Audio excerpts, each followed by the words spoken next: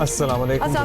Good morning, everybody. Hopefully it is a good morning. With you from Karachi, and Karachi is really sad because बाज़ मकामात होते हैं जो किसी भी शहर की पहचान होते हैं, आइकॉनिक होते हैं। शहर का तकरीबन बसने वाला हर बंदा वहाँ कभी ना कभी किसी न किसी वक्त में अपनी ज़िंदगी में ज़रूर होके आया होता है। और गुल प्लाजा हम सब के लिए वही ऐसी मार्केट थी, वही ऐसा मकाम था, वही ऐसी आइकॉनिक जगह थी जहां हम सब कराची वालों की कोई ना कोई याद जरूर। थोड़े से people who are not familiar तो हम आपको बता दें कि इस जगह में, इस प्लाजा में, मतलब छोटी छोटी बहुत सी दुकानें। फर्स्ट फ्लोर पे सारे बच्चों के कपड़े, सेकंड फ्लोर पे आप समझ लें घर की चीज़ें, बर्तन, घर की डेकोरेशन, प्लांट्स, आर्टिफिशियल प्लांट्स जो होते हैं। तीसरे फ्लोर पे crockery that you can not even imagine, मतलब पूरा मुल्क आके यहाँ से क्रॉकरी ले, वो उस लेवल की क्रॉकरी। टॉप फ्लोर पे पार्किंग, बहुत बड़ी, बहुत ही डेंसली पॉपुलेटेड बिल्डिंग, अगर आप इसको प्लाजा अगर आप कह सकते हैं ना, तो दैट काइंड ऑफ प्लेस के हम भी जब जाते थे और हम काफ़ी वहाँ गए हैं, तो हम गुम जाते थे। आप गुम सकते हैं क्योंकि छोटी छोटी गलियाँ हैं, छोटी छोटी सीढ़ियाँ हैं, कहाँ से निकलना है, कौन सा एग्जिट है, कौन सा एंट्री है। You have to be very familiar with the place to really know that. और हम हमेशा ही जाके घूमते थे, लेकिन क्या वहाँ चीजें मिलती थी? You would always find what you are looking for over there. At the back of the mind ये भी कहीं पता था कि खुदा ना खास्ता इस बिल्डिंग में कोई हादसा होगा ना, तो यहाँ से किसी की भी बच निकलने के इम्कानात बहुत कम है। क्योंकि एक प्लाजा जिसमें सैकड़ों दुकानों की हम बात कर रहे हैं, मुताद्दिद पतली राहदारियाँ, गलियाँ, कॉरिडोर्स, फ्लोर दर फ्लोर 1200 दुकानें अप्रॉक्सीमेटली बताया जा रहा है, जिसमें हमें ही ढूंढने में इतनी मुश्किल होती थी। हालांकि मैं तो ज़रा मतलब 4-5 महीने बाद एक चक्कर लगी जाता था, मतलब इतने सालों से हम जा ही रहे हैं। लगी जाता था। कभी कोई चीज़ खत्म हो गई है, कभी कोई चीज़ लानी है, कभी घर का कोई सामान है, कभी ईद आने वाली है, कभी किसी को तोहफा देना है, किसी की शादी है, etcetera and so on and so forth. So वहाँ पे सीढ़ियाँ भी ऐसी नहीं थी कि अगर खुदा न खास्ता कोई हादसा होता तो वहाँ से लोगों को बचाया जा सकता है, रेस्क्यू किया जा सकता है। और वही हुआ भी। ये जो नंबर हमारे सामने आ रहा है ना, आग लग गई है, द होल कंट्री नोज, मतलब ये तो आप लोगों ने देखा ही है, जलकर राख हो गई है, खाकस्तर हो गई है वो बिल्डिंग, वो पूरा प्लाजा। और ये जो नंबर सामने आ रहा है ना, बिकॉज यू नो जब आप जा रहे होते हैं तो आपके पर्सनल कनेक्शंस बन जाते हैं। अब एक आर्टिफिशियल फूलों वाले हैं, कुछ डेकोरेशन पीसेस वाले हैं, मेरे पास उनके नंबर सेव थे। I spoke to them personally yesterday and उनकी अपनी दुकानों के लड़के 6 लोग तो उन्होंने मुझे बता दिए जो उनको नहीं मिल रहे हैं। मतलब तो अभी जो फिगर आया है, पहले तो आपको बता दें कि यहाँ आग लगी और आप अपनी स्क्रीन पे देख भी सकते हैं, कुछ पार्ट्स ऑफ द बिल्डिंग तो गिर भी गए हैं। करोड़ों अरबों रुपए मालियत का सामान जो है वो जलकर राख हो चुका है। और सैटरडे नाइट को, हफ्ते की रात को ये आग लगी है और कोई 10:15 बजे होंगे। It was packed with people, मतलब कि भरी हुई थी लोगों से, शॉपिंग हो रही थी, माल आ रहा था अराउंड 1 बजे। हाँ। और ये टाइम भी आप देखें ना, रमजान सर पे है, फिर रमजान के बाद, ईद के बाद बहुत से लोगों की शादियां होती हैं, तो यहाँ पे literally it was a one stop solution. अगर if you are expecting a baby तो आपको पूरी शॉपिंग यहाँ से आपकी हो जाएगी। मतलब शादी, मेहंदी, किसी की सालगिरह, आप एक नया घर सेट कर रहे हैं, कुछ भी कर रहे हो, you would find things over there. मतलब इसका एक चक्कर तो मैंडेटरी था। अब लग रहा है, अब क्या, खैर एनीवे वहाँ तो कुछ बचा ही नहीं है। अभी तक लोग जो हैं वो मिसिंग हैं। एक फिगर जो है वो सामने वैसे आया है, क्योंकि अब तक 14 लाशें निकाली जा चुकी हैं। लेकिन जिस तरह अब्दुल्ला आप बता रहे हैं, people have been calling, families are waiting outside कि हमारी पूरी फैमिली अंदर है। अभी तक कुछ किसी का पता नहीं चला। 60 के करीब अफराद लापता है। कूलिंग का अमल जारी है। DIG साउद असद रजा के मुताबिक जली हुई इमारत से अब तक 14 लाशें निकाली गई हैं, जैसा आपने बताया हुआ। एक फायर फाइटर भी इसमें शामिल हैं। 5 लाशें नाकाबिल शनाख्त हैं। सर्च ऑपरेशन के दौरान एक बच्चे समेत 3 अफराद के आज़ा मिले हैं। इंसानी आज़ा को सिविल अस्पताल ट्रॉमा सेंटर मुंतकिल किया गया है। आतिश ज़दगी के बाइस इमारत के मुख्तलिफ हिस्से गिर चुके हैं। कल रात फायर फाइटर्स इमारत के अंदर दाखिल होने में कामयाब हुए फाइनली, मतलब 24 घंटे से ज़ायद वक्त के बाद। जली हुई दुकानों में महदूद सर्च ऑपरेशन किया। रेस्क्यू वर्कर्स ने सदाएं लगा कर जिंदगी की तलाश की, लेकिन जाहिर है मतलब आप हालत तो देखें कि वहाँ जो बच गए हैं वो बता रहे थे कि अगर 1-2 सांसें ही रह गई थी, 1-2 सांसें ही रह गई थी, इतना धुआं, क्योंकि there was no ventilation ventilation का तो कोई नहीं है। गर्मियों में अगर कभी आप वहाँ चले जाते ना तो आपको पता चल जाता। खैर एनीवे, रेस्क्यू अमले ने थर्मल कैमरे भी लगा दिए। पुलिस का कहना है कि अहले खाना से लापता अफराद के मोबाइल नंबर्स हासिल कर लिए हैं और obviously people have been calling people inside. 20 से ज़्यादा अफराद की मतलब गुल प्लाजा मैं की लोकेशन आई है। लोकेशन तो आई है लेकिन फिर वो मिले नहीं है। नहीं मिले, लोग बेबसी की तस्वीर बने हुए हैं और जलती इमारत को बस बाहर खड़े होकर देख रहे हैं, अपने प्यारों की राह तक रहे हैं, मगर बस क्या मौजे का इंतजार तो होता है इंसान को, लेकिन रियलिटी यही है कि नहीं कोई पता। 1200 दुकानें थी इसके अंदर। अब आप सोचिए कि मतलब कितनी, और छोटी छोटी पैक्ड बिल्कुल। अब तक 38 अफराद के अहले खाना ने इंतजामिया से रब्ता किया है। उनके मुताबिक नहीं मिल रहे हैं उनके अहले खाना। इमारत इंतहाई मखदूश हो चुकी है। अंदर जाकर रेस्क्यू का काम करना भी इंसानी जानों को खतरे में डालने के मुतरादिफ है। वज़ीर आला सिंध ने भी मुतासरा इमारत का दौरा किया है। उनके ख्याल में 60 के करीब लोग लापता हैं। This is a massive incident. मतलब ये जो नंबर आ रहा है ना 14, this is literally the tip of the iceberg. It is a tragedy. सुने क्या कहना था उनका। लोगों ने ईद के लिए एहतमाम किया था कि ईद सेल के लिए रमज़ान मुबारक में शादियां ईद के बाद, लेकिन वो सारा जो सामान था, जो एक तखमीना है कि 25 से 30 लाख फ़ी दुकान वो सामान औसतन मौजूद था और जिसकी मजमूई मालियत 3 अरब से ज़ायद थी, वो जल के भस्म हो गया। ताजिर रात भर में तकरीबन 58, कुछ लोग कहते हैं 60 से भी ऊपर लोग लापता हैं। अल्लाह ताला उनको ज़िंदगी दे। ये ग्राउंड, बेसमेंट ग्राउंड और 3 मंजिला इमारत थी जिसमें तकरीबन 1000 से ज़ायद दुकानें थी। जिस तरीके से आग लगी है अभी इनिशियल है, कोई कह तो नहीं सकते कंफर्मेशन। कहते हैं कि शायद किसी एक दुकान में शॉर्ट सर्किट के बाद ये आग लगी और ऐसा मटेरियल था उधर इन्फ्लेमेबल के होते ही से फैली है। और जो हमारे फायर फाइटर्स थे उनको जगह नहीं मिल रही थी अंदर जाने की, जिसकी वजह से और नुकसानात हुए। अच्छा, फिर बहुत से लोग गए। कल मेयर कराची मुर्तज़ा वहाब भी गुल प्लाजा पहुंचे और बताया कि हर मुमकिन कोशिश की जा रही है कि लोगों की जान बचाई जा सके। और फिर फायर फाइटर जो दौरान ड्यूटी शहीद हुआ है उसका भी जिक्र हुआ। और सुनिए क्या कहना था इनका।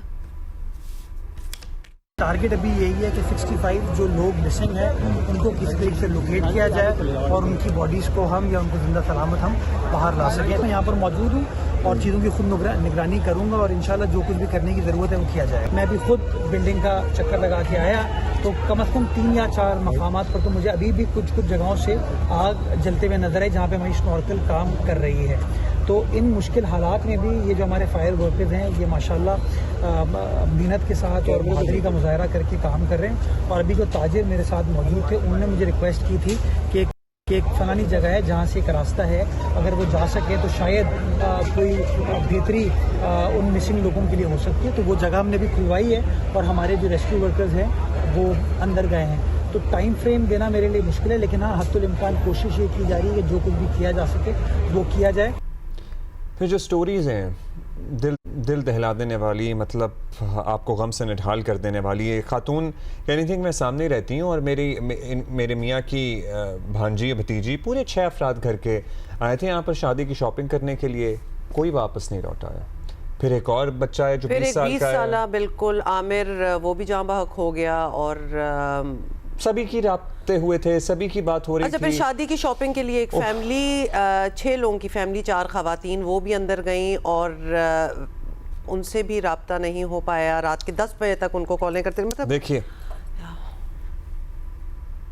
3 लेडीज है, 1 बच्ची है, 2 आदमी है हमारे घर के, मेरी पुप्पी के बच्चे हैं। उनकी हमने तस्वीरें भी दी हैं इनको और डेटा भी बताया। दिल्ली कॉलोनी से आए थे यहाँ पर शॉपिंग करने। कल 10 बजे की लास्ट बात हुई थी कि हम बस 10 मिनट में पहुँच रहे हैं, वो 10 मिनट से ये टाइम आ गया भाई। अभी थोड़ी देर पहले बात हुई है, यानी कि मैं ऊपर से नीचे तक आई हूँ घर से, तो उन्होंने ये कहा है कि हम 35 से 40 अफराद हैं और इस जगह पर मौजूद हैं और सही हालत में है।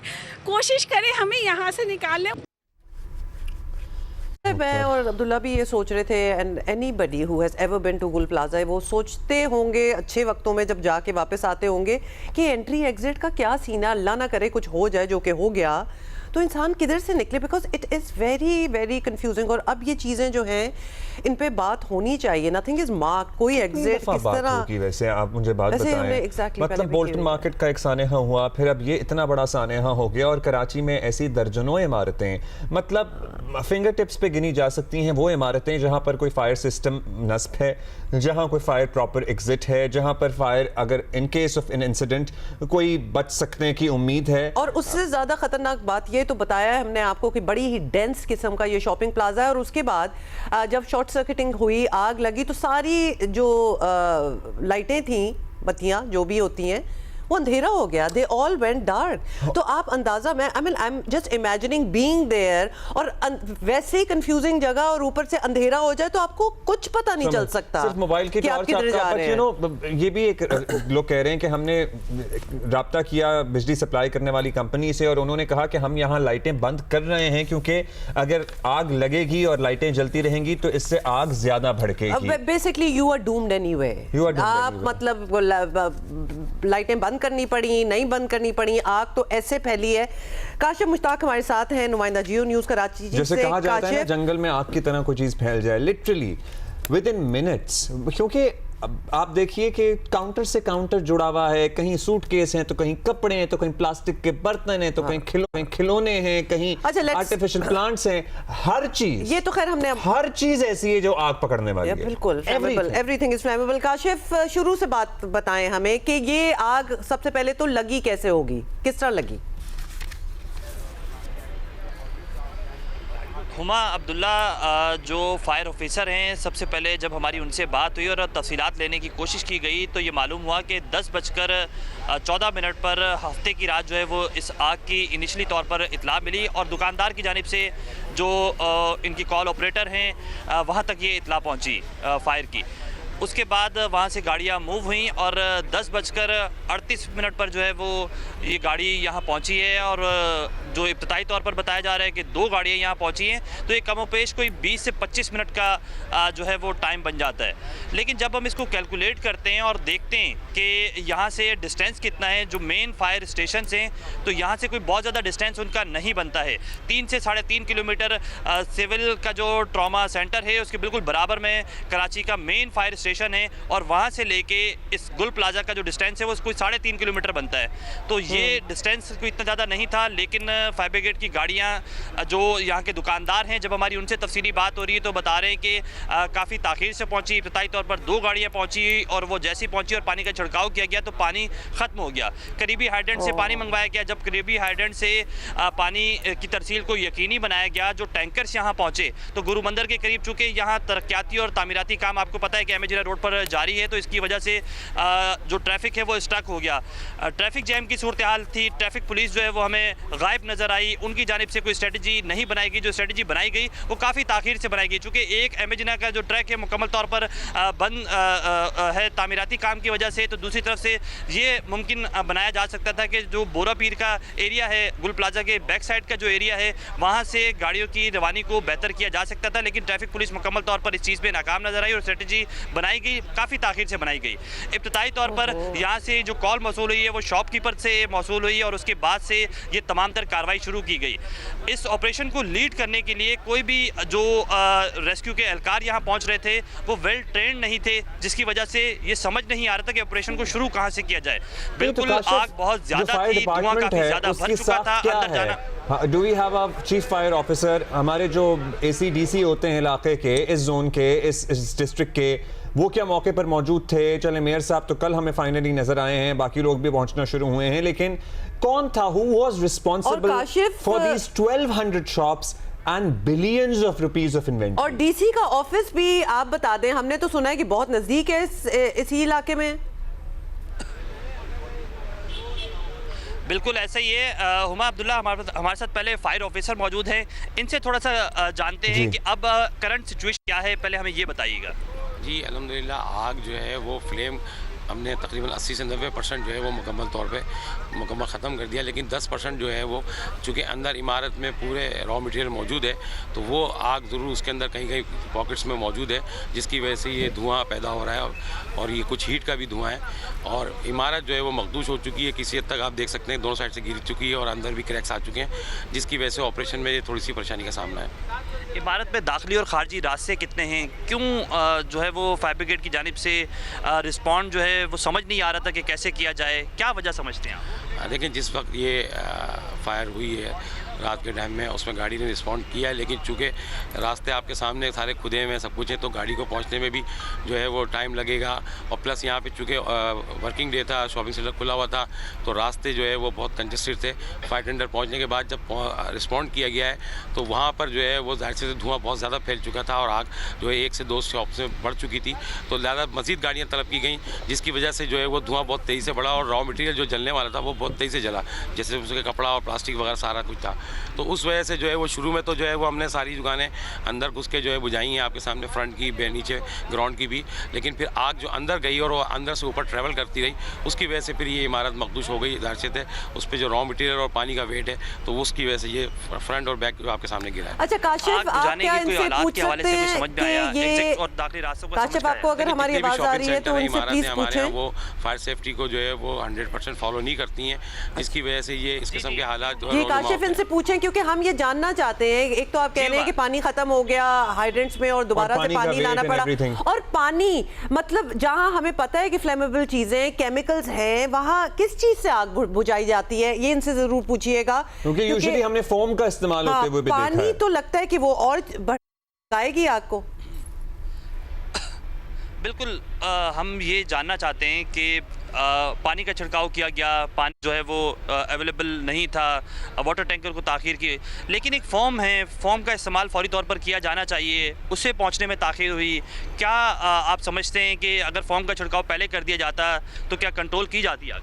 देखें, फॉर्म का छिड़काव पहले दिन ही किया गया है और जहाँ पे ज़रूरत हुई है उसको फॉर्म पहले दिन किया गया, लेकिन ताख़ीर से किया गया। हाँ, देखें उसकी वजह ये है कि लोगों ने अपना रॉ मटेरियल चीज़ें जब बताई कि भाई ये प्लास्टिक है, इस पर आप फॉर्म लगाएं, तो उसमें हमारी फायर टेंडर्स में फॉर्म अवेलेबल होता है और फौरी तौर पे फॉर्म स्टार्ट भी किया गया है। लेकिन मसला ये है कि कोई भी फॉर्म की जो ब्लैंकेट है वो जब भी होगी कि जब वो किसी चीज़ में महदूद होगा, कंफाइंड होगा, लेकिन चूँकि यहाँ तो फॉर्म जो मार रहे हैं वो फैल रहा है, फर्श के ऊपर आने के बाद वो फैल के और सीढ़ियों के ज़रिए नीचे आ जाता है, तो वो रुकता ही नहीं है, तो वो ब्लैंकेट कहाँ से करेगा? तो वो ब्लैंकेट के लिए होना ज़रूरी है कि वो कंफाइंड प्लेस में हो, किसी चीज़ के अंदर हो, तो हो सकता है कोई टैंक होगा तो उस पर हम अगर फॉर्म यूज़ करें तो उसकी ब्लैंकेट हो जाएगी। लेकिन चूँकि ये शॉप्स थी ओपन है, तो इस पर जो फॉर्म मार रहे थे वो फॉर्म बह के नीचे आ रहा था वापस, तो इसकी वजह उसकी वो ब्लैंकेट नहीं हो सकती जो ब्लैंकेट होनी चाहिए। लेकिन हमने इब्तदाई तौर पर देखा जब फायर ब्रिगेड के हुकाम यहाँ पहुँचे, इसके एंट्रेंस या इसके 3 कॉर्नर इसको बिल्डिंग को लगते हैं, उसके बावजूद एक तरफ से ही स्ट्रेटजी बनाई जा रही थी। अगर तीनों साइड से प्रॉपर तरीके से इसको कॉर्डन किया जाता तो शायद आप समझते हैं कि मज़ीद तेज़ी लाई जा सकती थी। मैंने आज कहना आपको कि जो फायर टेंडर थे उसका हजम बड़ा है, तो जहाँ पे हर गली में गाड़ी घुसना मुमकिन नहीं है, तो इसलिए जहाँ पे पॉसिबिलिटी हुई वहाँ पे गाड़ी ने काम करना शुरू किया। और फिर लेकिन जब मुसलसल जब काम आग बढ़ती रही तो उसमें हीट और धुआं इतना बढ़ गया कि वो सफोकेशन का अमल शुरू हो जाता, तो इस वजह से फिर कोशिश की गई। लेकिन रात गए तक जो है वो जितनी भी आप देख सकते हैं ग्राउंड की दुकानें वो तमाम रात को कवर कर ली गई थी, बुझा दी गई थी। लेकिन फिर तकरीबन कोई 4 बजे 5 बजे करीब जो है वो पानी का शॉर्टफॉल आया, जिसकी वजह से आग फिर दोबारा भड़की और उसको फिर कॉर्डन किया हमने दोबारा। बहुत शुक्रिया। देखिए हमारे साथ फायर ऑफिसर मौजूद थे हुमा अब्दुल्ला, और अब मैं चाहूँगा कैमरामैन अदनान हैदर जो हैं वो ना सिर्फ आपको बिल्डिंग के हवाले से दिखाएं, बल्कि आपको मेरे अकब में बिल्कुल सीधे हाथ की जानिब स्नॉर्कल नज़र आ रही होगी। इसके बिल्कुल साथ जो है वो DC साउथ का ऑफिस मौजूद है, बिल्कुल करीब है इसके। फायर ब्रिगेड का ऑफिस यहाँ से बहुत ज़्यादा दूर नहीं था। रेस्क्यू 1112 के एहलकार यहाँ पहुँचे, लेकिन उनको भी शायद ताख़ीर हुई, जिसकी वजह से इमारत के अंदर दाखिल होने में भी ताख़ीर हुई। और साथ साथ इस चीज़ में भी मसला पेश आया कि पानी की शॉर्टेज थी, फॉर्म को काफ़ी ताख़ीर से यहाँ पहुँचाया गया, जिसकी वजह से जो फायर ब्रिगेड के एहलकार थे वो अंदर दाखिल नहीं हो पा रहे थे। पुलिस हुकाम ये बताते हैं कि पुलिस की जानिब से, रेंजर्स की जानिब से इस पूरे एरिया को जो है वो कॉर्डन किया गया। DIG साउथ की जानिब से जो है वो हेल्पलाइन कायम कर दी गई, और साथ साथ ये बताया जा रहा है कि अब भी जो लापता अफराद हैं उनकी जो फैमिलीज़ हैं वो पुलिस से कनेक्टेड हैं, और जो CDR है, मोबाइल की लोकेशंस हैं, उनकी मदद से ये जानने की कोशिश की जा रही है कि आया जो लिस्ट बनाई गई है उनकी जो लोकेशन है वो इसी इमारत की आती है।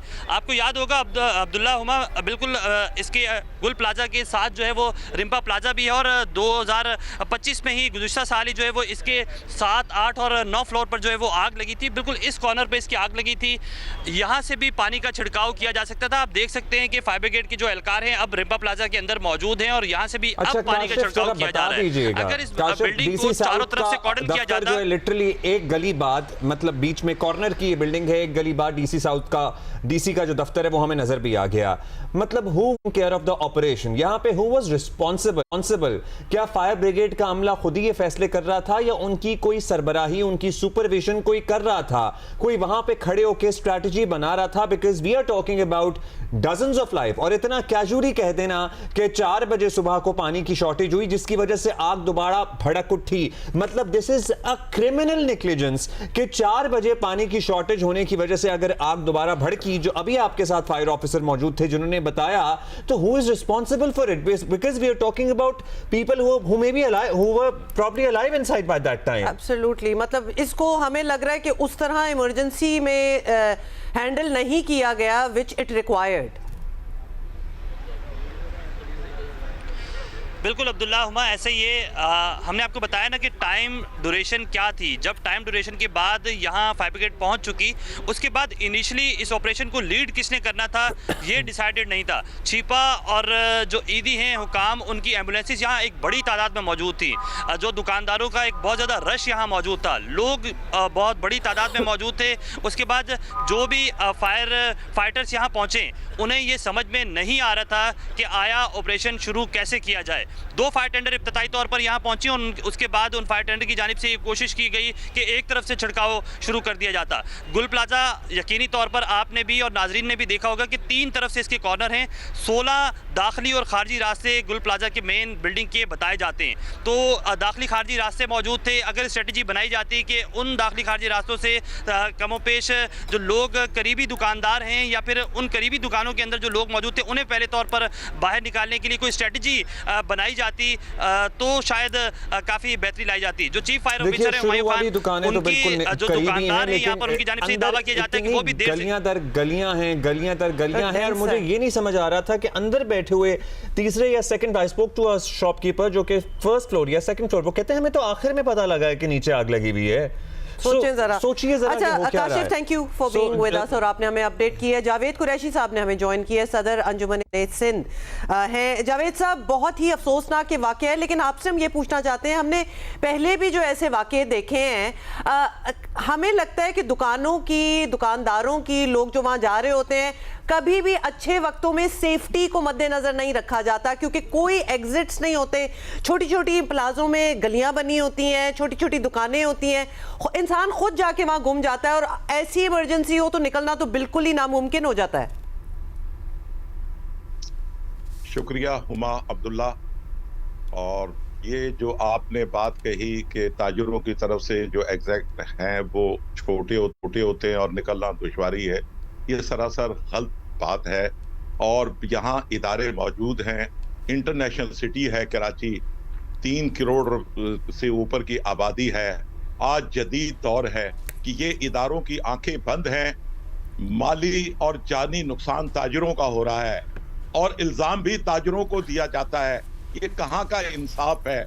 आज घरों में सफ़े मातम बिछे हुए हैं जिन लोगों के प्यारे अब तक मिसिंग में है, और जो लोग 11 अफराद अब तक की रिपोर्ट के मुताबिक उनकी बॉडियां जो रिकवर हुई हैं, और 25 से 30 अफराद अभी तक जो जख्मी हैं, जिसमें कुछ लोगों की सीरियस कंडीशन है। यहाँ वजीर आला साहब जियो पे जब मेरा स्टेटमेंट चला उसके बाद उन्होंने कल शाम में विजिट किया। मेयर साहब ने भी 23 घंटे के बाद वहाँ आकर लोगों को ज़ियारत अपनी कराई। ये आज जदीद दौर के अंदर इन लोगों की वो ट्रेनिंग नहीं है जो जदीद दौर में ट्रेनिंग होनी चाहिए। ये हुकूमत की नाअहली है कि उन लोगों को रेस्क्यू नहीं कर सकी। अरबों रुपया तो गया, एक इंसानी जान कितनी कीमती है। शायद आज ये किसी और मुल्क में इतना बड़ा हुकूमत की नाअहली पे हमने तफसील से बात की है, हमने इस पे भी बात की है कि कोई स्ट्रैटेजी नहीं थी, कोई प्लान नहीं था जिम्मेदारों को। मतलब अगर 4 बजे पानी की शॉर्टेज आई तो वो एक लम्हे के लिए भी नहीं आनी चाहिए थी। लेकिन आप भी ये जानते हैं और हम भी ये जानते हैं, क्योंकि हम में से सब लोग गुल प्लाजा जाते रहे हैं, गए में हैं। हमारे जहन में आज भी ये है कि अगर खुदा न खास्ता वहां कोई वाकया हो जाता तो वहां से बच निकलना तकरीबन नामुमकिन है, क्योंकि अगर कोई खिड़की अगर होती भी थी तो उसके सामने भी शटर लगा के दुकान बना दी गई है। वहां पे किसी दुकान के पास कोई फायर एक्सटिंग्विशर नहीं है, वहां पे कोई तदबीर नहीं है किसी सानहे की सूरत में कुछ भी इकदाम उठाने मतलब की। इतनी जदीद दौर की अगर बिल्डिंग्स वगैरह की हम बात कर लें, स्प्रिंकलर्स होते हैं इन केस ऑफ फायर के ऊपर से वो पानी जो है वो तो नहीं है, लेकिन ये सारी चीजें हम क्या एक्सपेक्टेशन फिर रखेंगे कि हमारे फायर ब्रिगेड्स और ये सारा निजाम जदीद होगा जब हमारी दुकानें और हमारे प्लाजे जो हैं वो इतने पुराने जमाने के दौर पे काम कर रहे हैं। ये चीजें तो ऑलरेडी होनी चाहिए थी वहां। जावेद साहब, हुमा, आप जो बात कह रही हैं हकीकत ऐसे नहीं है। आपने ठीक है विजिट किया होगा, मुझे नहीं पता किस टाइम पर आपने वहां विजिट किया है। यहाँ तकरीबन 11 से 16 एग्जैक्ट हैं यहाँ मौजूद हैं, और जो बताया गया कि जो साइड में जो दुकानें उन्हें शटर लगाकर बंद कर दिया गया, ये गवर्नमेंट के इदारे क्या करते हैं? जी जावेद साहब हमारे साथ ही रहिएगा, हम ये कैसे पे आपसे बात करेंगे, एक टाइम चेक के वापस आ रहे हैं फिर आपसे बात करते हैं।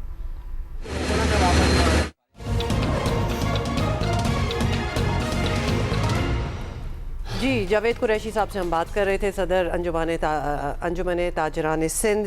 जी जावेद साहब, आप एक्सप्लेन कर रहे थे दुकानों के हवाले से, क्योंकि हम जाते रहे हैं और जाहिर है मेरा ख्याल है कि मुझे नहीं पता आपका कारोबार तो गुल प्लाजा में नहीं, लेकिन हमारा बहैसियत कंज्यूमर वहां बहुत ज्यादा जाना होता रहा है, और सीढ़ियों में रेत वाली बाल्टियों के अलावा और कोई निजाम हमने नहीं देखा वहां पर आग बुझाने का। देखिए जी, आप अब्दुल्ला जो बात कह रहे हैं मैं इससे एग्री करता हूं, मैं इससे डिनाई नहीं कर रहा जी, लेकिन मैं ये पूछना चाहता हूं कि इन इदारों की जिम्मेदारी क्या है। ताजरों की तो जिम्मेदारी अपनी जगह बनती है, लेकिन आज हम अपना सब कुछ लुटाकर जानी माली नुकसान करने के बाद भी आज इल्जामात ताजरों पे दिए जाते हैं। क्या लाहौर और कराची का फर्क आपको महसूस नहीं होता? जब हम ये कहते हैं कि गवर्नर वहां पंजाब में बेहतर है तो यहाँ की सिंध गवर्नमेंट की इंतजामिया बुरा मान जाती है। इन चीजों से आप सबक सीखे, इदारे मौजूद हैं, सारों को सबक सीखने की जरूरत है। जावेद साहब, यही तो हम बात कर रहे हैं। मतलब ताजरों का तो सबसे ज्यादा नुकसान हुआ ना, इधर जानी नुकसान हुआ, माली नुकसान हुआ, आम आवाम जो वहां पहुंची हुई थी जो इस वक्त भी लापता है, गुमी हुई है, ये नहीं पता कि वो किधर गए, तो नुकसान तो सारों को हुआ। We can blame the system, लेकिन कुछ हमें भी कुछ बेहतरी लानी पड़ेगी। हमारे कुछ एग्जिट्स क्लियरली डिफाइंड हो, कुछ लॉज हो, खिड़कियों के आगे दुकानें क्यों बनी हुई थी, किसी के निकलने का रास्ता नहीं था, और ये वो चीजें हैं जिनको पीस टाइम्स में जब कुछ ऐसा ना हो रहा तब ये फैसला होना चाहिए। ये प्रेपरेशन होगी तो अल्लाह ना करे आगे कोई इंसिडेंट हो तो उससे बचा जा सकता है। बिल्कुल, आप बिल्कुल सही ये कह रही हैं और मैं आपकी बात से एग्री हूं। जहां ताजरों की गफलत है हम उसमें बेहतरी लाने की कोशिश करते भी हैं और कर भी रहे हैं, लेकिन आज खुदारा ताजरों को टारगेट ना किया जाए।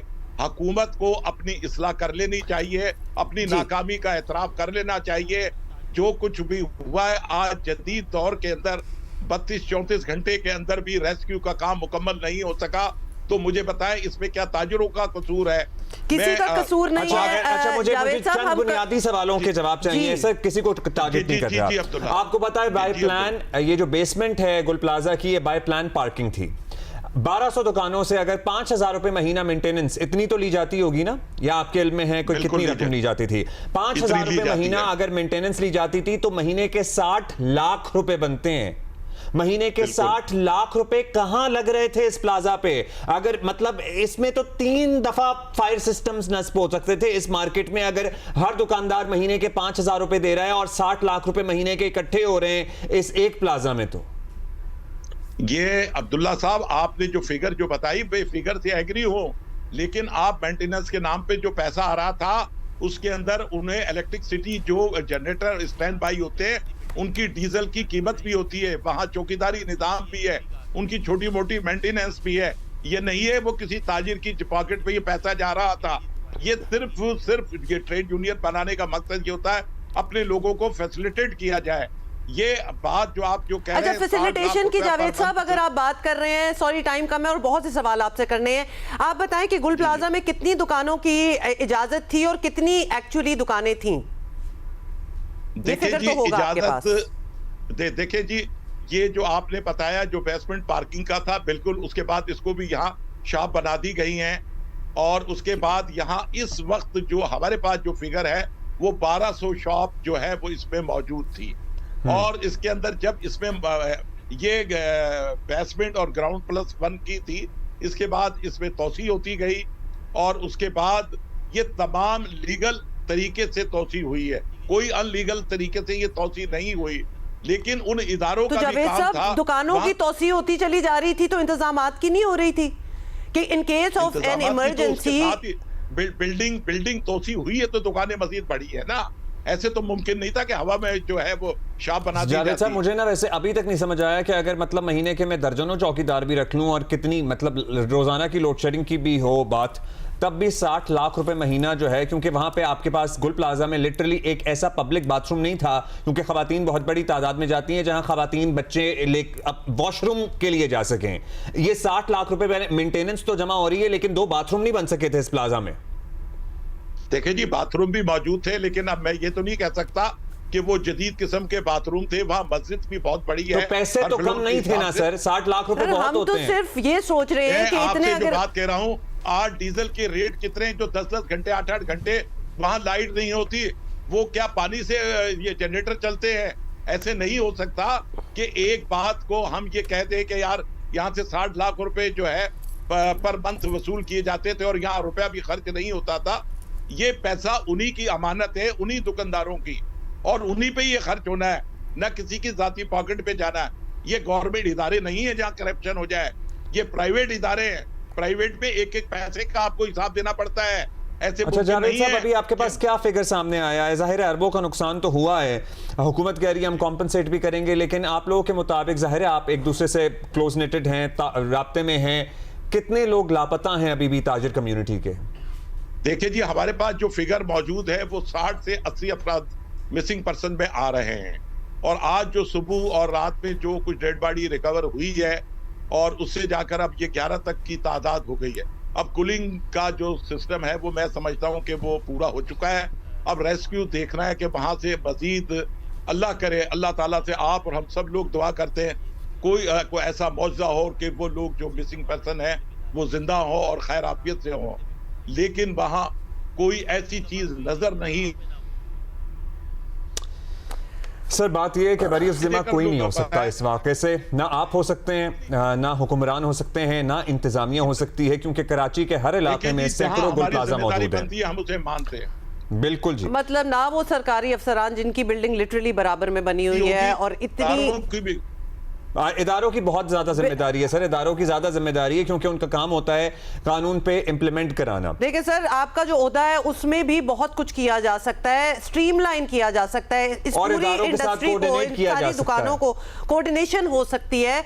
लाइक माइंडेड लोग अगर मिल जाएं तो बहुत कुछ किया जा सकता है। और एटलीस्ट हम चाहते हैं कि ये जो कल सानिया परसों हुआ है इससे कुछ सीखा जाए, कुछ तब्दीली आए, कि कुछ तहफ़्फ़ुज़ मिले जिनकी दुकानें हैं, जो लोग शॉपिंग करने वहां जा रहे हैं उन सारों को, क्योंकि ये बहुत बड़ी ट्रेजेडी हुई है। अगर आप अभी देख लें, हम यहाँ पे लिटरली हम सदर में ही बैठे हुए हैं कुरैशी साहब, अब यहाँ से ज़ैनब मार्केट और इसके इर्द गिर्द के प्लाजाज देख लें, जहाँ पे गलियों दर गलियों कपड़ों की दुकानें हैं। खुदा ना खास्ता कोई सानेहा, कोई हादसा, कोई चिंगारी भी भड़केगी, आपको लगता है वहां पे कुछ बचेगा? नहीं बचेगा, नहीं बचेगा। आज भी हमें पता है, आपको भी पता है। आई एग्री, नहीं बचेगा। लेकिन मुझे एक बात बताएं, चेक एंड बैलेंस होना चाहिए हुकूमती इदारे से होना चाहिए। सर हम बिल्कुल यही बात कर रहे हैं, आप लोगों की साइड से भी होना चाहिए। आप देखिए, आज ये जो इदारे हैं, आप कोई भी वायलेशन करते हैं वो इदारा अलर्ट हो जाता है। लेकिन यह बदकिस्मती ये है, ये इदारे अलर्ट नहीं है, ये घर बैठे ये आवाम और ताजरों के पैसे से जो तनख्वाह ले रहे हैं वो अपनी अयाशी पे खर्च कर रहे हैं। इन्हें उनसे आवाम से इन्हें कोई हमदर्दी नहीं है। मुझे ये बात बताएं, आज ये जो इतने लोग जो शहीद हुए हैं, ये खून हम किन से तलाश करें? क्या सिंध गवर्नमेंट से बात करें? क्या विफाकी इदारों से बात करें? ये थोड़े दिन तहकीकात होगी, फिर ये फाइलें सारे यहाँ और उसके जिम्मेदारी जो है ना वो रिस्पॉन्सिबिलिटी सारों पे आयद होती है। कराची तो सबका है जी, कराची का कौन है? सर्टनली साउथ का दफ्तर है, जी जी बिल्कुल साथ है, मतलब मेरा ख्याल है 20 फुट के फासले पे होगा, लिटरली 20 फुट के फासले पे होगा, 30 फुट के फासले पे होगा। कुरैशी साहब, थैंक यू, शुक्रिया सर आपके all the time we have. But Karachi का कौन है बड़ा पुराना है, मगर ये सवाल अभी तक सवाल ही है, क्योंकि ऐसी ये एक गुल प्लाजा है। सिर्फ सदर में कराची में 85 ऐसी बिल्डिंग्स मौजूद हैं जिसमें बेसमेंट और ग्राउंड जो थी वो पार्किंग थी वो खत्म करके गोदाम बना दिए गए हैं, दुकानें बना दी गई हैं। ये जो ट्रेंड है ना, ये भी this also needs to be checked, और इस पे भी एक स्टॉप लगना पड़ेगा कि अब किसी चीज के लिए एक जगह बनाई है उसमें मजीद दुकानें ठोसने की क्या जरूरत है। And we are waiting for And we have seen so many we of are literally these. waiting for another tragedy to happen. हम यहाँ पे आप कराची में बड़ी मशहूर एक और मार्केट है, गुल प्लाजा था, इसी तरह जैनब मार्केट है, उसके इर्द गिर्द की मार्केटें हैं। जैनब मार्केट तो एक आइकॉनिक है ना, उसके साथ दर्जनों ऐसे प्लाजा हैं जहाँ पे गलियां दर गलियां अंदर अंदर अंदर अंदर अंदर अंदर अंदर बस कपड़े का काम हो रहा है, दुकानें बच्चों के जूतों की, प्लास्टिक की, ज्वेलरी की, एटसेट्रा। कोई इंतजाम नहीं। और आप ना ऐसे बैठे हुए कोई जा रहा हो तो कोई ये नहीं सोचेगा हाय अगर यहाँ आग लग जाए, इस तरह आई गेस लोग नहीं सोचते, लेकिन लिटरली अगर आग लग जाए तो बचने का कोई चांस नहीं, आप निकल नहीं सकते उन जगहों से। और हम क्यों ऐसी ट्रेजेडियों का इंतजार करते हैं और उसके बाद नथिंग रियली चेंजेस आइदर, या तो बड़ी कोई, वरना तो हमारे पास सैकड़ों और एग्जांपल्स हैं। गुल प्लाजा से पहले वाले भी बहुत एग्जांपल्स हैं हमारे पास, एक पूरे मॉल को आग लग गई थी इधर, कॉर्पोरेट मार्केट की एग्जांपल है हमारे पास। Exactly, we have so many examples, but frustration ये है बेसिकली कि नथिंग रियली चेंजेस। अभी ब्रेक लेते हैं, वापस आते हैं थोड़ी देर में।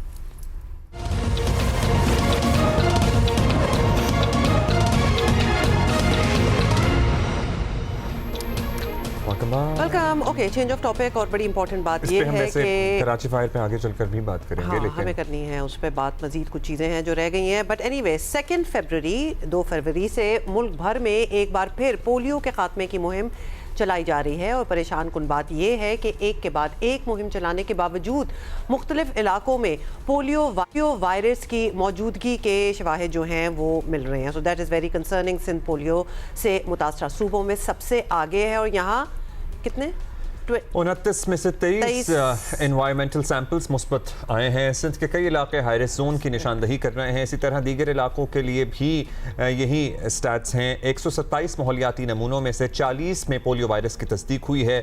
अब सूरत हाल जो है सामने है, इसको देखते हुए 2 फरवरी से इंसदाद पोलियो मुहिम का आगाज़ किया जा रहा है। हुक्काम ने वालिदैन से अपील की है कि बच्चों को इस खतरनाक वायरस से बचाने के लिए पोलियो से बचाव के कतरे ज़रूर पिलाएं। और रिपोर्ट के मुताबिक आपको ये भी बता दें कि खैबर पख्तूनख्वा में 34 नमूनों में से 8 मुस्बत, पंजाब में से 31 में से 6 मुस्बत, बलूचिस्तान में से 23 में से 2 मुस्बत, जबकि इस्लामाबाद से हासिल किए गए 5 नमूनों में से 1 नमूने में पोलियो वायरस की तस्दीक हुई है। सो हर जगह ऑलमोस्ट ये चल रहा है, और हुकाम के साथ अवाम को भी परेशान होना चाहिए कि इस जंग में कामयाबी क्यों नहीं मिल रही, क्योंकि कंट्रीब्यूशन होनी चाहिए ना हमारी, अदरवाइज कैसे ये ख़त्म होगा। Let's talk about it. और हमें करते हैं अनवारुल हक साहब, कौमी कोऑर्डिनेटर इंसदाद पोलियो प्रोग्राम है। बहुत शुक्रिया अनवार साहब। जो नया डेटा सामने आ रहा है ये दिसंबर का है, क्या ये नताइज आपके अंदाज़ों के मुताबिक रहे हैं या बुरे हैं, या आपको लगता है बड़े हौसला अफजा हैं? मैं जस्ट आपको कंपैरिजन दूं कि 2024 में हमारे पास 74 केसेस थे और 25 में हमारे पास 31 केसेस आए, और ये 31 में से बलूचिस्तान में कोई केस नहीं है, पंजाब से 1 केस है हमारे पास, और सिंध से 9 केसेस हैं, खैबर पख्तूनख्वा से 20 केसेस हैं। तो टोटल हमारे पास 31 केसेस हैं, और ये सिग्निफाई करता है कि हमारा ओवरऑल हमारी कारकर्दगी पिछले साल से बहुत बेहतर रही। अच्छा, आपको लग रहा है कि बेहतरी आई है। Okay, that's good. अब साल जो है वो ऑब्वियसली बदल चुका है, और हदफ वही है कि पोलियो को जड़ से ख़त्म करना है। तो अगली वैक्सीनेशन की मुहिम भी करीब ही है।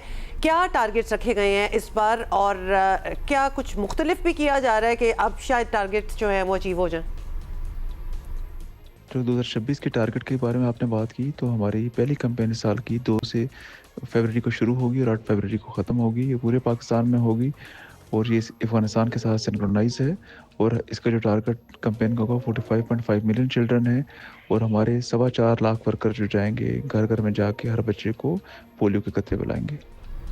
अनवर साहब, पोलियो वैक्सीन से मुताल्लिक हमेशा जो इशू रहता है, मतलब बहुत सारे इशूज़ हैं, कहीं एक्सेस का इशू है, कहीं रिफ्यूज़ल का इशू है, बहुत काम भी आप लोग कर रहे हैं। तो क्या वालिदैन की तरफ से जो रिफ्यूज़ल आ रहा था उसमें कमी आई है, और क्या क्या तरीक़े अपने इस्तेमाल किए? क्योंकि हमने यही देखा था कि आप लोगों ने इलाके के अमायदीन, बासर लोगों की खिदमत भी ली है, उनसे भी मदद ली है, कुछ फ़र्क पड़ा उससे?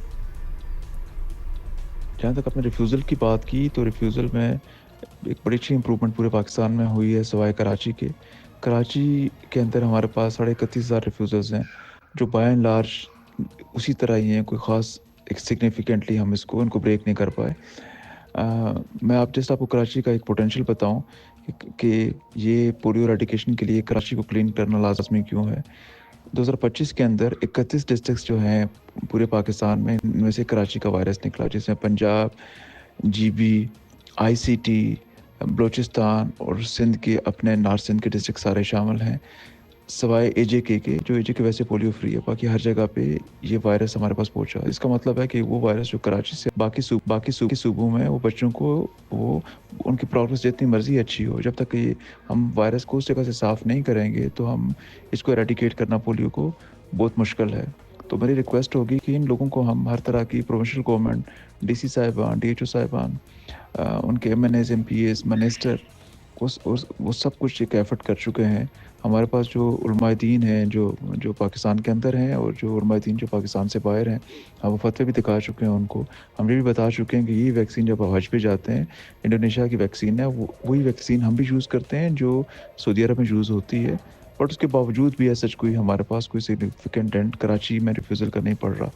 और ये सबसे बड़ी वजह है एक सारी एफर्ट के जो हम कर रहे हैं, बहुत ज़्यादा गवर्नमेंट ऑफ पाकिस्तान का, डोनर्स का पैसा उसमें जा रहा है, उसके बावजूद भी कराची ट्रांसमिशन सस्टेन कर रहा है। शायद ये बच्चे ऐसे हैं कि जो अपने गट में उस वायरस को सस्टेन किए हुए हैं। तो मेरी आपसे गुजारिश भी होगी कि आप इसमें एक रोल प्ले करें, तो क्योंकि कराची को साफ़ करना ये बहुत ही एसेंशियल है। और जब तक हम कराची से वायरस को साफ़ नहीं करेंगे, हम जितना अच्छा भी काम रेस्ट ऑफ दी पाकिस्तान में कर लें, ये लोग दोबारा वायरस आ जाएगा और दोबारा बच्चों को इन्फेक्ट कर देगा। बिल्कुल जी, हमारी भी बिल्कुल यही कोशिश है। And we keep talking about it. Anwarul Haq, कौमी कोऑर्डिनेटर इंसदाद polio programme. 1000 refusals from Karachi alone. अच्छा, you know, I have a theory about it. I am shocked. Why? Because Karachi के आपको पता है बहुत सारे इंडिजिनस मसाइल हैं, ट्रांसपोर्ट का मसला है, पानी का मसला है, इंफ्रास्ट्रक्चर का मसला तो है, हम पोलियो भी डाल दें। So people are frustrated and in their frustration they refuse anything. I'm telling you, I hope that is not the case. I'm sorry, but frustration में आओ अपना मजीद नुकसान कर लो। There's a trickle down effect of everything. And हम बात करते हैं ना दीगर शहरों की, क्यों क्या तरक्की हो रहे हैं, और हम यहाँ के पॉश इलाकों की भी बात करते हैं। जब ओवरऑल शहर तरक्की करता है ना, तो उसके पॉश और नॉट पॉश सब इलाके, चाहे वो DHAs हो कोई भी हो, सब तरक्की करते हैं। This would be so disappointing if that is the reason. That can be one of the reasons. Anyway, हम ब्रेक ले रहे हैं. We'll see you in the second hour of Geo Pakistan. People refuse.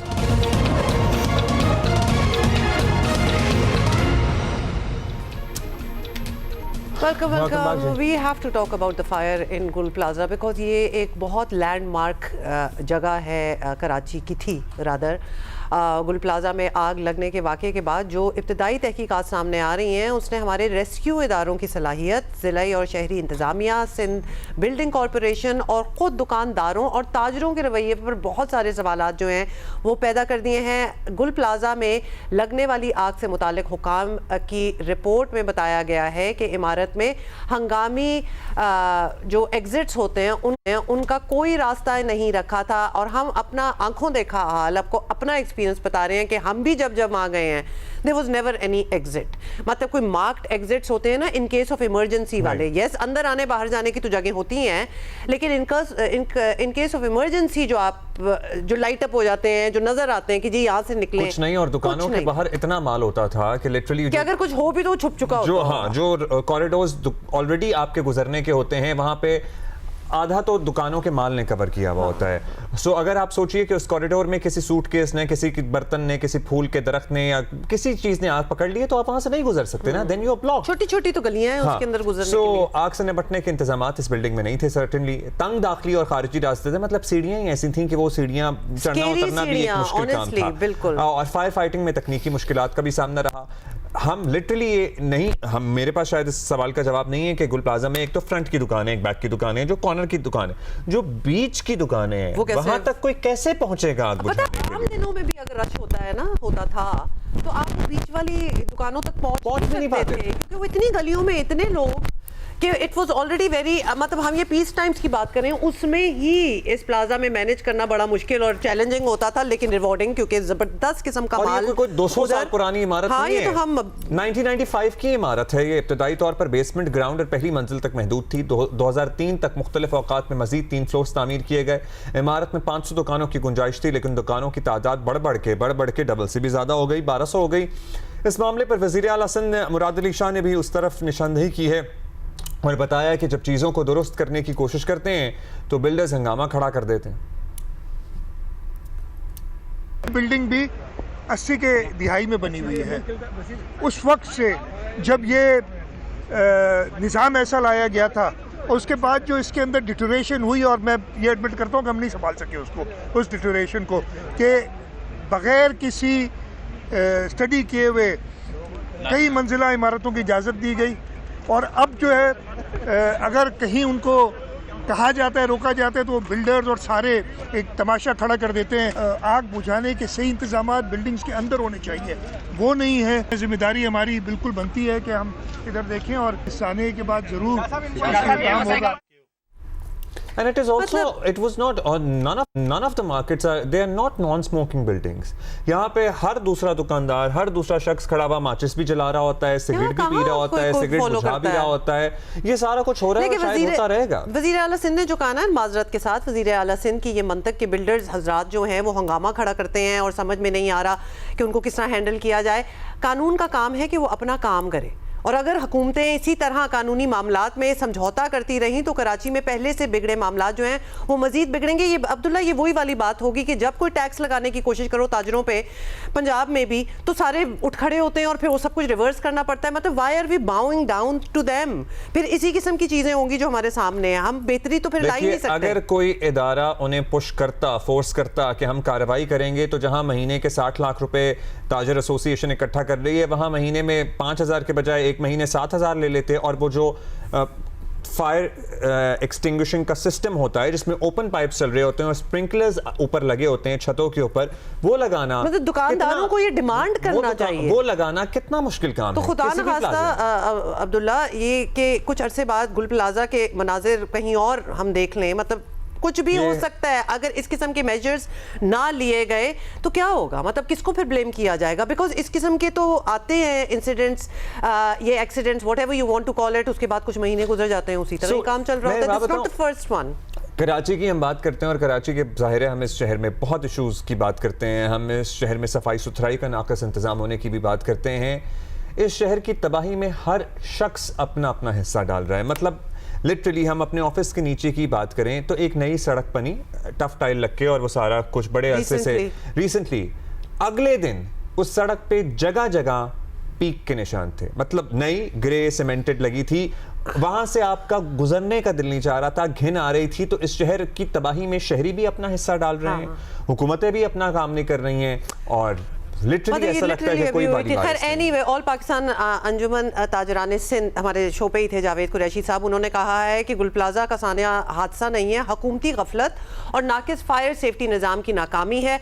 नहीं sir, थोड़ी सी आप लोगों की lack of planning भी है। मतलब यही जो हम सारी चीज़ें पॉइंट आउट कर रहे हैं, क्यों शॉपकीपर्स डिमांड नहीं करते कि अगर हम इतने पैसे इस दुकान के दे रहे हैं, इस जगह में है, ठीक है, बहुत फुटफॉल है, बड़ी दुनिया आती है, लेकिन कोई स्ट्रक्चर होना चाहिए भाई, कोई सेफ्टी हैजर्ड्स के अगेंस्ट कोई चीज होनी चाहिए, कोई मार्क्ड एग्जिट्स और एंट्री पॉइंट्स होने चाहिए। वो जो कनस्तर होता है जिसमें फायर एक्सटिंग्विशिंग केमिकल होता है, हर दुकान अगर वो 2-2 रख ले या 3-3 रख ले तो क्या बड़ी बात। और by the way that also goes for all houses and homes, जो बिल्डिंग्स वगैरह में और जहाँ कहीं भी रहते हैं, एक फायर एक्सटिंग्विशर मिलते हैं, एक रखें अपने पास इन्हीं चीज़ों से बचने के लिए। Let's talk about it. इसी पे बात करते हैं जी। हमारे साथ तारिक मोइन सिद्दीकी मौजूद हैं, ब्यूरो चीफ जियो न्यूज़ हैं कराची, और तर्जुमान है सिंध कैबिनेट की सादिया जावेद साहिबा, उनसे भी हम बात करेंगे। तारिक भाई, सबसे पहले तो आप बता दीजिए अभी क्या अपडेट है, फिगर क्या सामने आया है जो अब तक कोट किया जा रहा है जानी नुकसान से मुताल्लिक? देखिए, अब तक जो फिगर सामने आया है, 14 अफराद इस साने में जाँ बहक हो चुके हैं, जबकि जो वज़ीर आला रात में यहाँ पर उनका विजिट हुआ था, उन्होंने जो फिगर बताया था तकरीबन 50 से ज़ायद लोग जो थे उनके बारे में कहा जा रहा था कि वो लापता हैं। तो अब क्योंकि सर्चिंग का अमल शुरू हो गया है, कूलिंग का अमल इस वक्त जारी है, तो इसके बाद हम मज़ीद जो तफसीलात होंगी वो आपको बता सकेंगे। लेकिन इस वक्त सूरत हाल ये है कि बिल्डिंग बिल्कुल मखदूश करार दे दी गई है और किसी भी वक्त अच्छा तारिक साहब, एक बात बताइएगा, हमारे साथ अभी हमारे साथी मौजूद थे काशिफ मुश्ताक, और बात कर रहे थे फायर ऑफिसर से। फायर ऑफिसर ने कहा कि हमने शुरू में आग पर काबू पा लिया था, लेकिन सुबह 4 बजे पानी की फिर सप्लाई मुतासिर हुई, पानी की आमद में तात्तुल पैदा हुआ जिसकी वजह से आग दोबारा भड़क उठी। इस बारे में आपके पास क्या इंफॉर्मेशन है? क्योंकि लिटरली पीछे ही एक हाइड्रेंट नहीं, यहाँ पे as far as I remember बिल्कुल ही नजदीक एक हाइड्रेंट भी है। देखिए वो हाइड्रेंट्स के इन्होंने 3 से 4 मजीद हाइड्रेंट जो दूर हैं उन पर भी इमरजेंसी नाफिज कर दी थी। लेकिन सूरत हाल कुछ इस तरह से बनी कि जाहिर सी बात है इसी शाहराह के ऊपर तामीराती काम जारी है ग्रीन लाइन का, तो उसकी वजह से भी हर्डल्स जो थी वो क्रिएट हुई, जिसकी वजह से फौरी तौर पे बहुत जल्दी तरसील नहीं हो सकी। फायर ब्रिगेड अपनी जगह पर मौजूद थी और बहुत सारी चीज़ें थी, लेकिन हाँ पानी आने में कुछ वक्फे के बाद से कुछ ताखीर ज़रूर हो रही थी, तो उसकी वजह से इस काम के ऊपर जो है वो असर आया। लेकिन यही तो सारी बात है कि ये ताखीर क्यों हो रही थी? मतलब आग लगी हुई है, इतनी बड़ी बिल्डिंग को लोग अंदर फंसे हुए हैं, तो ये ताखीर क्यों हो रही है? ये तो बिल्कुल ही नहीं होना चाहिए था। कौन देख रहा था? Who was heading this operation? 3 kilometre से भी कम का रास्ता है जहां ये फायर स्टेशन है। इस सवाल का जवाब नहीं हमें मिला कि ये सारे ऑपरेशन का जिम्मेदार कौन था। तारिक ब्रीफली अगर नाम है आपके पास तो बताइएगा या ओहदा। देखें इस तमाम ऑपरेशंस को वैसे अगर हम देखें तो जो इस वक्त रेस्क्यू ऑपरेशन जो कर रहे थे या उस वक्त आग बुझाने का जो काम था वो तो फायर ब्रिगेड के पास था, लेकिन इंतजामी सतह पर अगर हम देखें तो डिप्टी कमिश्नर जो है वो इसके रिस्पॉन्सिबल हैं, और इस वक्त कमिश्नर को भी यहाँ पर डेफिनेटली उनकी भी जिम्मेदारी बनती है कि वो यहाँ पर उनको होना चाहिए था। सिटी गवर्नमेंट जो है ये वही डीसी है जिनका बराबर में ऑफिस है। एब्सोल्युटली जी हाँ, बिल्कुल डिप्टी कमिश्नर का बिल्कुल बराबर में ही डिप्टी कमिश्नर कॉम्प्लेक्स है यहाँ पर। बहुत शुक्रिया आपने वक्त दिया। अब जाहिर है बहुत सारे सवालात हैं आपसे भी, ऑलरेडी सैड अबाउट इट। बहुत ही ट्रैजिक इंसिडेंट है, हम सब की यादें हैं, जिनका माली नुकसान हुआ वो भी बहुत बड़ा है। लिटरली ये बात हकीकत है कि करोड़पति कखपति हो गए विद इन 24 आवर्स, एंड जो जानी नुकसान हुआ है उसको तो क्या इजाला हो सकता है। लेकिन आपको भी मालूम है, हमें फायर ऑफिसर भी ये बता रहे थे कि अगर पानी की तरसील में तात्तुल आ रहा था तो जितनी भी वो आग बुझा लेते उसका फायदा नहीं हो रहा था, क्योंकि आग आगे फैल रही थी। Why did not somebody make sure कि पानी की सप्लाई में ना रुकावट हो? बिल्कुल इस तरह। Thank you very much Abdullah and Huma. जब ये रिपोर्ट हुआ है मैं बिल्कुल इस बात की वो हूँ कि शुरू में पानी का क्राइसिस रहा है, क्योंकि पानी के जो टैंकर्स और ब्राउजर्स थे वो ट्रैफिक में फंसे, और दूसरा ग्रीन लाइन की वजह से उनको वहाँ पहुँचने में थोड़ा सा देर ज़रूर हुई है। मैं इस बात से बिल्कुल इनकार नहीं कर रही हूँ क्योंकि मैं इस चीज़ की विटनेस थी, लेकिन बाद में पानी की सप्लाई को इंश्योर किया गया। 3 हाइड्रेंट्स जो थे वो इमरजेंसी की गई। एमडी वाटर बोर्ड वहाँ मौजूद थे।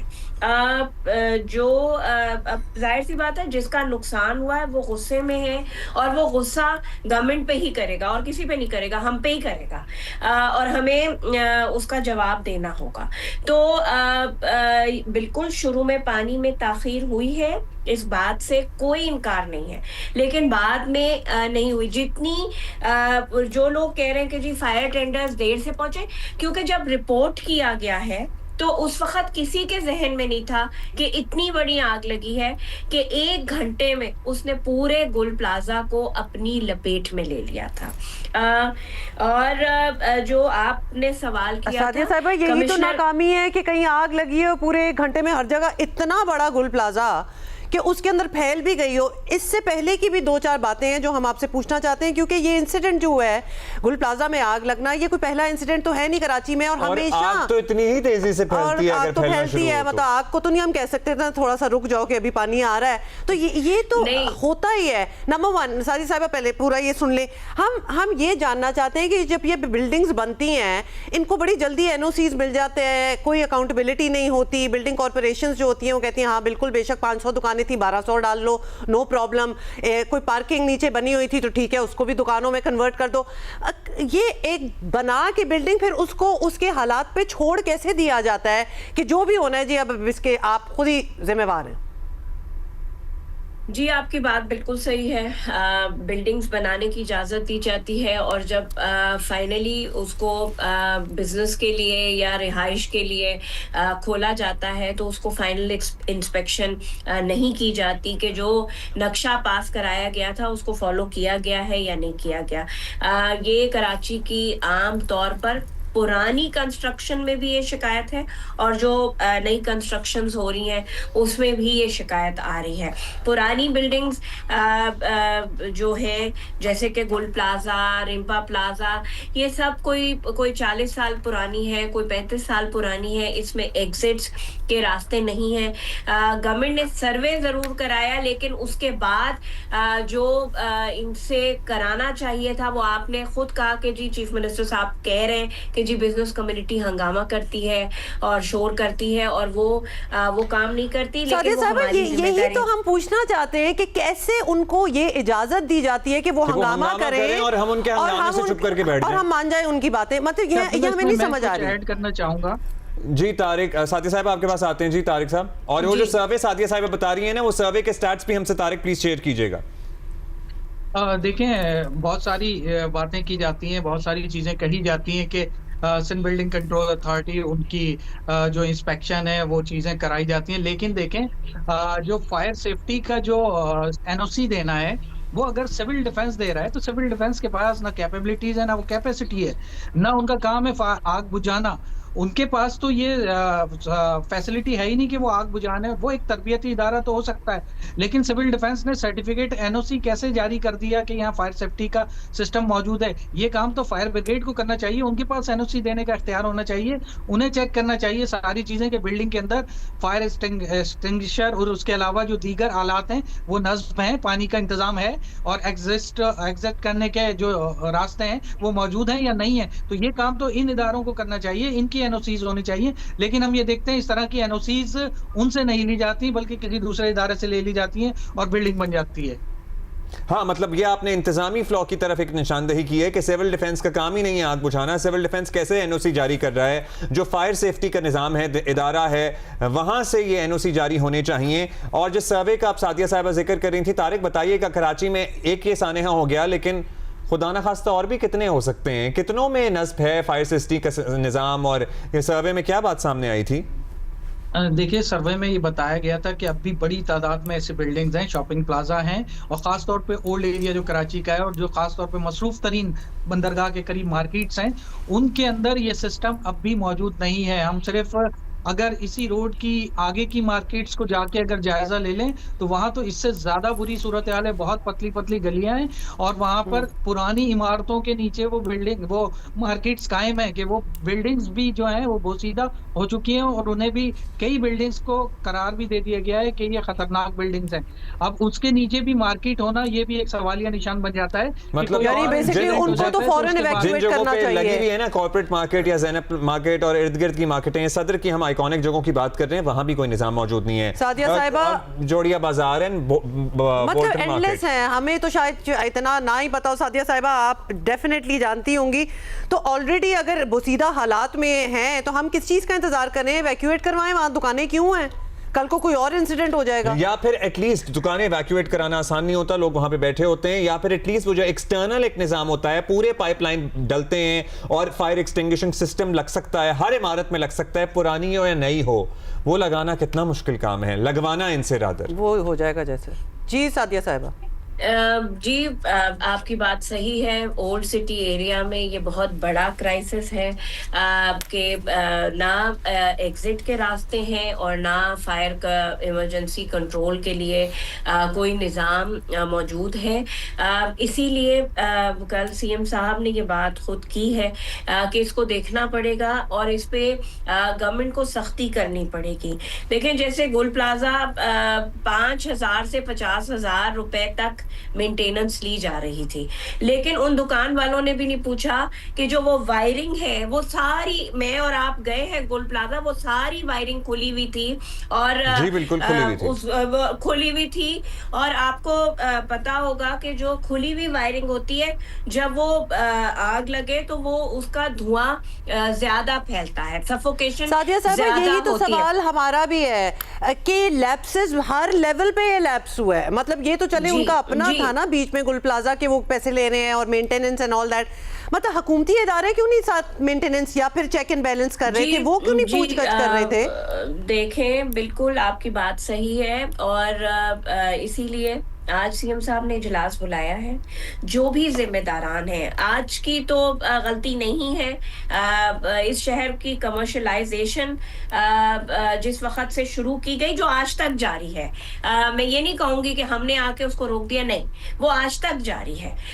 इस शहर की कमर्शलाइजेशन ने इस शहर के इंफ्रास्ट्रक्चर को बहुत नुकसान पहुँचाया है और जिसको सख्ती से गवर्नमेंट को देखना पड़ेगा।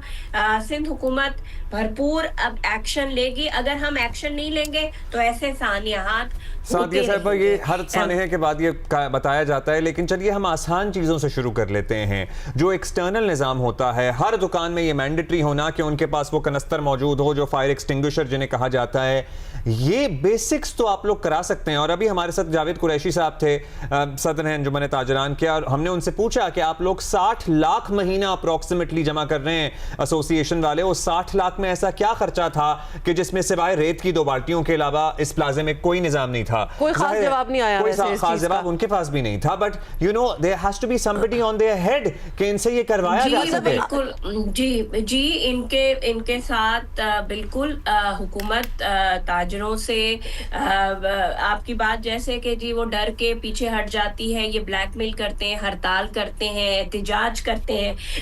अगर हमें कराची के बिजनेस हब, जो के बिजनेस हब है, वहाँ के लोगों की सेफ्टी इंश्योर करनी होगी तो गवर्नमेंट को अपनी रेट कायम करनी होगी। हर दुकान वाले पर लाजमी हो कि जी वो अपनी दुकान में फायर डिस्टिंक्शंस लगाए या रखे कि इन केस ये इमरजेंसी, लेकिन इसको इम्प्लीमेंट गवर्नमेंट को करना होगा और केएमसी जो इस शहर का जिम्मेदार है उसको ये चीज देखनी होगी। इसीलिए चीफ मिनिस्टर साहब ने आज इजलास बुलाया। आपका कहना सही है कि हर हादसे के बाद कहा जाता है, लेकिन बहुत सारी चीजों में कराची की उन बिल्डिंग्स का सर्वे है, कोई लगभग 200 इमारतें हैं जिसमें इमरजेंसी एग्जिट्स मौजूद नहीं है। Fire in case of fire उनको कंट्रोल करने का निज़ाम मौजूद नहीं है। गवर्नमेंट इसको इंश्योर करने के लिए काम कर रही है। क्या बात हो सकती है? कोई खास बात नहीं हो सकती। सादिया साहिबा, बहुत बहुत शुक्रिया for being with us. Tariq Moin, thank you for updating us. मतलब आपको वो नस्ला टावर याद, अपनी एक जगह से कोई ज़्यादा जगह ली हुई थी एंड ऑल दैट, इतनी डिटेल में मैं नहीं जाऊँगी, पूरा टावर गिरवा दिया था। तो जब चीज़ें होनी हो तो होती हैं, मतलब एक आधे ऐसे भी हमारे पास एग्जांपल्स हैं। अब कोई जुर्रत ना करे कोई और जगह लेने के लिए, क्योंकि इतना बड़ा टावर आपने गिरा के दिखा दिया है।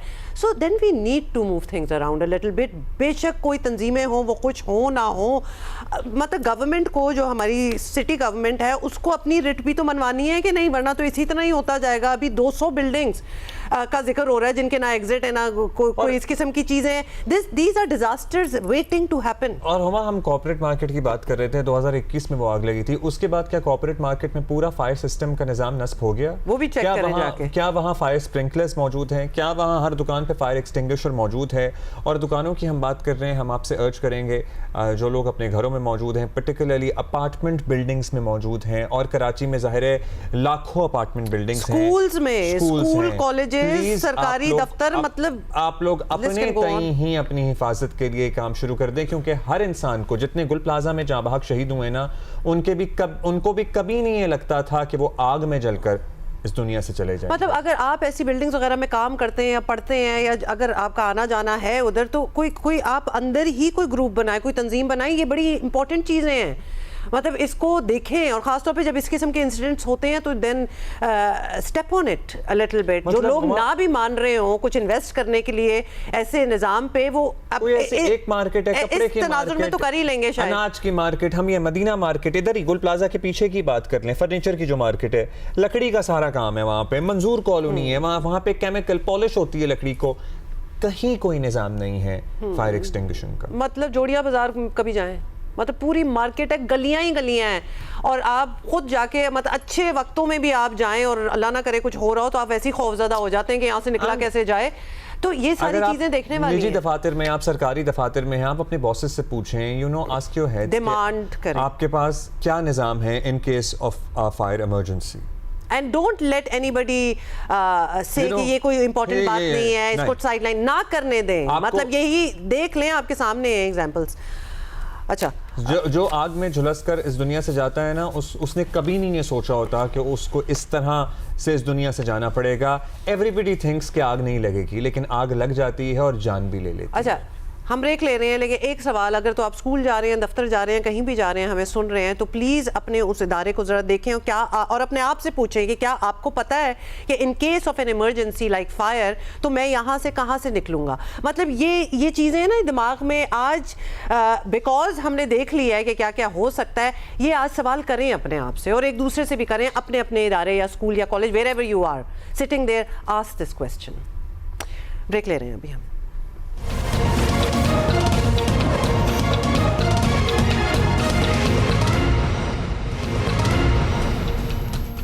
अच्छा, कराची गुल प्लाजा इंसिडेंट से आपको दोबारा अपडेट करेंगे। अभी क्या अंदर दाखिल हुए हैं, अंदर दाखिल होने में कामयाब तो हुए थे कुछ फायर फाइटर्स, और क्या सर्च ऑपरेशन की अपडेट है। Kashif Mushtaq right opposite to the Gul plaza centre मौजूद हैं on M A Jinnah road. Kashif बताइएगा, we see the burnt glory in your background, आप बताइए क्या अपडेट है आपके पास, रेस्क्यू एहलकार क्या बता रहे हैं? तो गिर भी गया है आधा तो।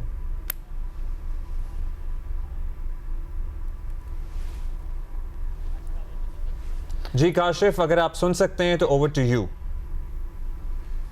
अब्दुल्ला, बिल्कुल अभी रेस्क्यू ऑपरेशन जारी है। स्नॉर्कल की मदद से कोशिश की जा रही है कि ना सिर्फ पानी का छिड़काव को यकीनी बनाया जाए, बल्कि इमारत के अंदर भी दाखिल होने की कोशिश अब भी जो ग्राउंड फ्लोर है उसे क्लियर करने की कोशिश जारी है। एक साइड से अंदर दाखिल हुआ गया है रेस्क्यू टीमों की जानिब से, जबकि क्योंकि इमारत काफी ज्यादा कमजोर हो चुकी है और गिरने का खदशा भी जाहिर किया जा रहा है, जिसकी वजह से बड़े एहतियात से ये रेस्क्यू ऑपरेशन किया जा रहा है। इस वक्त हम गुल प्लाजा के बिल्कुल सामने एक टॉप फ्लोर पर मौजूद हैं। मैं अपने कैमरामैन से कहूंगा कि सबसे पहले आपको गुल प्लाजा के छत के मनाजिर भी दिखाएं कि यहाँ आप देख सकते हैं कि काफी बड़ी तादाद में मोटरसाइकिलें मौजूद हैं और साथ साथ जो है वो गाड़ियां मौजूद हैं। जो इसकी टॉप फ्लोर है, यहाँ पार्किंग थी, अब तक इन गाड़ियों को भी यहाँ से हटाने के लिए कोई कोशिश शुरू नहीं की गई है।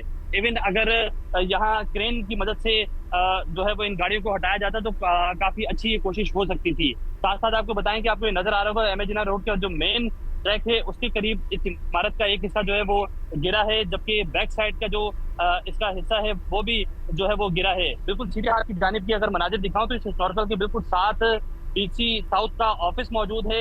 इंतजामिया की जानिब से फौरी एक्शन नहीं लिया गया, ताकीर दिखाई गई, जबकि अब भी यहाँ पर 3 स्नॉर्कल, 10 जो है वो फायर टेंडर और 6 वाटर बाउजर जो है वो काम कर रहे हैं। डीआईजी साउथ की जानिब से ये कंफर्म कर दिया गया है कि 14 लाशें अब तक जो है वो यहाँ से निकाली गई हैं और 60 के करीब अपराध लापता हैं, जबकि 29 लोग ऐसे हैं कि जिनकी सीडीआर निकाली गई, जिनकी जो मोबाइल की लोकेशन है वो इसी गुल प्लाजा की आई है।